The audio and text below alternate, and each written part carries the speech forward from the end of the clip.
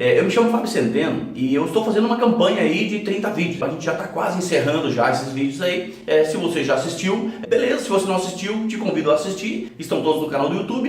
Depois provavelmente alguns deles nós vamos tirar do canal do YouTube, eles vão ficar em modo privado.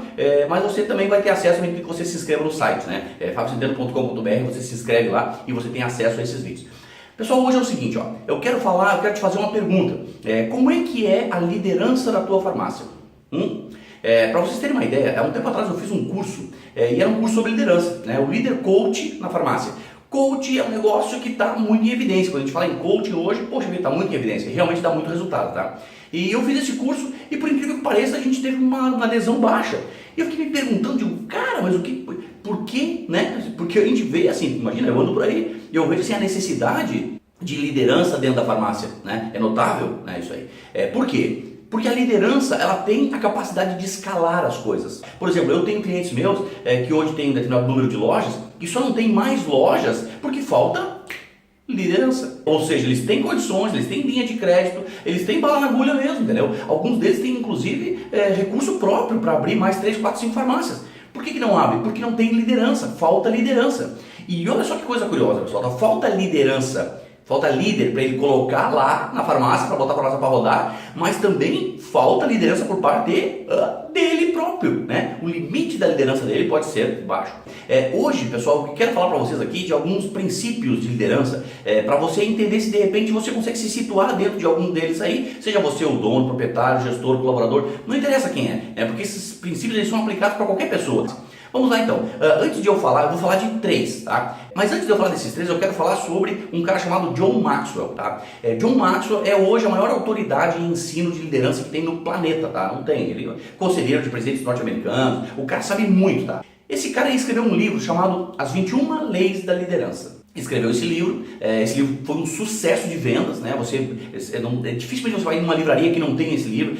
Passou um tempo e não apareceu ninguém que falasse que tem 22 ou que tem 20, tu entendeu? Aí o que ele fez? Ele lançou o livro As 21 Irrefutáveis Leis da Liderança. Por quê? Porque são irrefutáveis. São 21 coisas que um líder precisa fazer se ele quiser realmente liderar a sua equipe e botar a sua equipe para ter resultado, para se desenvolver e fazer o seu negócio acontecer. Vamos lá então, eu vou falar de 3 leis, ok? A primeira lei é o seguinte, lei do limite, tá? A lei do limite são 2 notícias, uma ruim e uma boa, né? A ruim é que você que está me assistindo tem um limite, tá? Você tem um limite de resultado, você tem um limite de projeção, você tem um limite de intelecto, você tem um limite, entendeu? Essa é a má notícia. A boa notícia é que uma vez identificado esse limite, você pode romper esse limite, você pode aumentar esse limite. Algumas das versões brasileiras do livro fala que é a lei da tampa, né? A lei da tampa. Por quê? Porque a tampa é o que impõe limite, né? Pega uma Coca-Cola, sacudiu, a tampa impõe limite. Tira a tampa, o que acontece? A lei do limite, ela reza o seguinte, pessoal, que o limite do teu resultado, o limite da tua eficácia está diretamente ligado ao limite da tua liderança. Se a tua liderança é baixa, a tua capacidade de gerar resultados também é baixa. Ele dá um exemplo no livro muito bacana, que é o livro dos 2 irmãos Dick Morris. 2 cozinheiros, né, excelentes cozinheiros por sinal, que na década de 60 lançaram um restaurante num formato de fast food e tal, mas não conseguiram passar de uma dúzia de lojas, entendeu?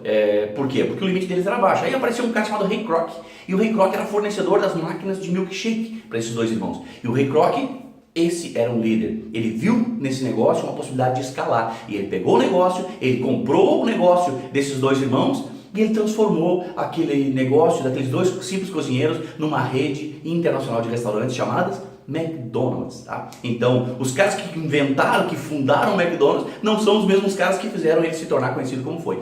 Ou seja, eles eram bons cozinheiros, mas não eram grandes líderes. Daqui a pouco você talvez seja um bom gestor, mas talvez não seja um bom líder, né? Então, identificar essas coisas, pessoal, é fundamental se você quiser desenvolver o teu negócio. Primeira lei. A segunda lei é o seguinte, lei da influência, tá? A lei da influência eu acho mas uma das mais extraordinárias, né? Porque todas são muito legais, sim. Mas a lei da influência diz o seguinte, que a verdadeira medida da liderança é a influência. Nada mais, nada menos. Ou seja, você está sempre influenciando alguém ou sendo influenciado por alguém, né? E a tua liderança é medida pela tua capacidade de de influenciar, né? Não de ser influenciado. Então, se você é um influenciador, você já tem uma grande característica para se tornar um bom líder, porque tu tem que influenciar colaborador para vender mais, tu tem que influenciar clientes a comprarem mais, tu tem que influenciar fornecedores a talvez te darem um pouco mais daquilo, né, que eles estão habituados a dar. Então, a medida da influência é a liderança, né? Quer medir a tua liderança? Pega um projeto social, né? Toca um projeto social.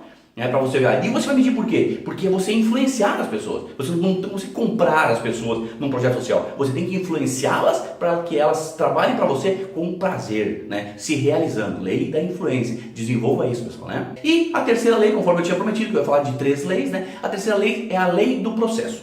A lei do processo, o próprio nome já diz, né? Uma coisa de cada vez. Você quer ver uma coisa? Eu trabalho muito focado na parte da perfumaria da farmácia.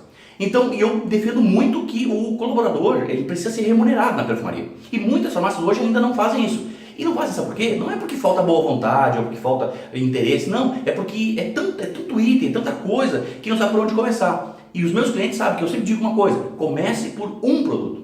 Né? Ou seja, lei do processo, comece por uma coisa de cada vez, depois você vai aumentando, né? Não adianta, se você não faz nada de ação hoje na perfumaria, não adianta você querer chegar e começar a querer fazer um monte de coisa, tu não vai fazer nada de novo, tu vai travar, né? Agora, se você começar com uma ação, você cumpre a lei do processo, você faz uma coisa bem feita, depois aquilo ali te dá encorajamento, te dá case, né? Para que você faça uma segunda ação, né? E quando você faz a segunda ação, cara, tu vai fortalecendo a lei do processo, porque tu já fez uma, já fez duas deu certo, para tu fazer uma terceira é muito fácil.